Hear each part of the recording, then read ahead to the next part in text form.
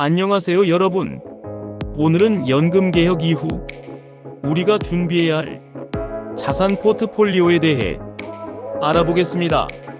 수급연령 연장과 소득 대체율 감소로 인해 개인의 노후 준비가 더욱 중요해진 지금 어떤 자산을 모아야 할지 고민이 많으실 텐데요.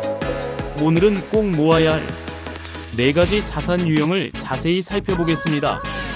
영상 끝까지 시청하시면 연금개혁 이후 변화된 환경에서 어떻게 노후를 준비해야 할지 방향성을 잡으실 수 있을 겁니다.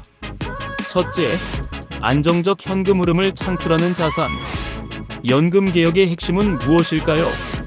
바로 수급 연령이 연장되고 소득 대체율이 감소한다는 점입니다. 이는 결국 우리가 직접 퇴직 이후의 현금 흐름을 만들어내야 한다는 의미인데요. 배당주를 예로 들어볼까요? 매년 일정 비율의 배당금을 지급하는 우량 기업의 주식은 연금과 유사한 형태로 정기적인 수입을 발생시킵니다. 예를 들어 배당 수익률 4%의 주식에 1억 원을 투자한다면 매년 400만 원의 배당금을 받을 수 있습니다. 물론 주가 변동 리스크가 있지만 장기적으로 안정적인 배당을 지급해온 우량 기업을 선택한다면 꾸준한 현금 흐름을 기대할 수 있죠. 또 다른 좋은 예로는 부동산 리츠가 있습니다. 리츠는 다양한 부동산에 투자하는 펀드로 임대 수익을 투자자에게 배당으로 지급합니다. 오피스 빌딩, 상가, 물류센터 등 다양한 부동산에 분산 투자가 가능하며 직접 부동산을 소유하는 것보다 적은 금액으로 시작할 수 있다는 장점이 있습니다. 인프라 펀드도 빼놓을 수 없는 선택지입니다. 도로, 항만, 발전소 같은 사회 기반 시설에 투자하는 이 펀드들은 장기 계약에 기반한 안정적인 수익을 창출하며 물가 상승과 연동되는 경우가 많아 인플레이션 보호 효과도 있습니다. 이러한 자산들은 공적연금이 제공하던 안정적인 현금 흐름을 개인 자산으로 대체하는 데 중요한 역할을 합니다. 둘째, 인플레이션에 강한 자산. 노령 인구가 증가하고 저성장 기조가 지속되면서 우리가 받게 될 연금의 실질 가치는 어떻게 될까요? 아마도 지금보다 아주 많이 떨어질 가능성이 높습니다. 그래서 인플레이션에 강한 자산을 포트폴리오에 반드시 포함해야 합니다. 물가 연동 국채, 일명 팁스는 어떨까요? 이 채권은 소비자 물가 지수에 따라 원금과 이자가 조정되므로 물가가 오르면 그만큼 수익도 증가합니다. 예를 들어 3년 만기 물가 연동 국채에 투자했는데 그 기간 동안 물가가 총 10% 상승했다면 원금도 10% 증가한 상태로 상환받게 됩니다. 안전성과 인플레이션 방어라는 두 마리 토끼를 잡을 수 있는 좋은 선택입니다. 부동산도 전통적으로 인플레이션에 강한 자산으로 꼽힙니다. 물가가 오르면 부동산 가치도 함께 상승하는 경향이 있으며 임대료 역시 물가 상승에 맞춰 조정되기 때문입니다. 다만 부동산은 큰 자금이 필요하고 유동성이 낮다는 단점도 있으니 개인의 상황에 맞게 신중하게 접근해야 합니다. 금은 어떨까요? 세계 어디서나 가치를 인정받는 금은 경제적 불확실성이 높아질 때마다 주목받는 안전자산입니다. 화폐 가치가 하락하더라도 금의 실질 가치는 보존되는 경향이 있어 장기적인 인플레이션 방어 수단으로 포트폴리오의 일부를 할당해 볼 만합니다. 셋째, 성장형 자산 주식, 글로벌 ETF. 연금 개혁 이후에도 은퇴까지 시간이 충분히 남아있는 분들이라면 장기 성장 가능성이 높은 자산에도 투자해야 합니다.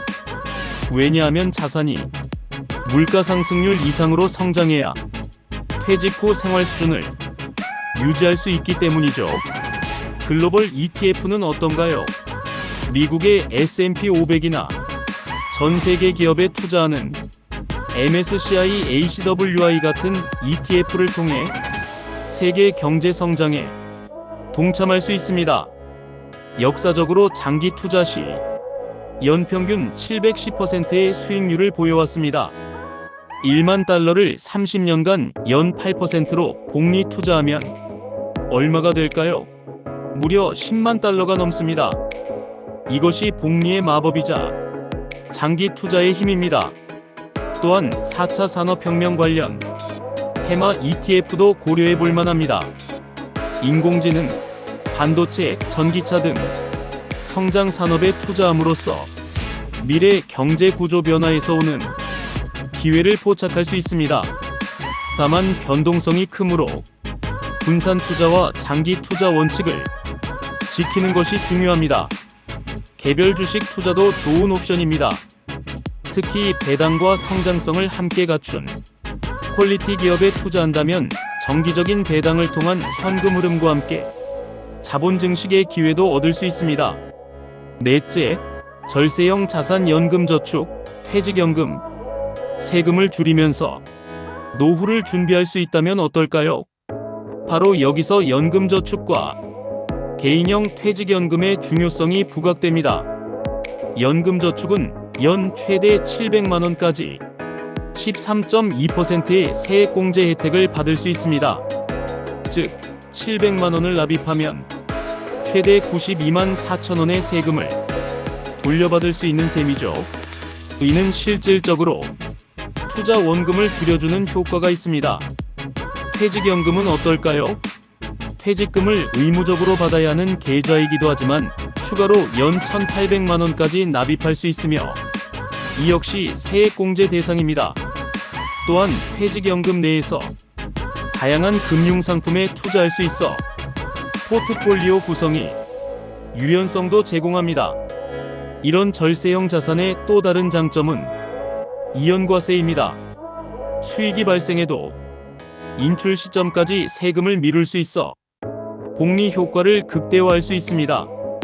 55세 이후 연금으로 수령하면 세율도 낮아지므로 세금 효율성이 더욱 높아집니다.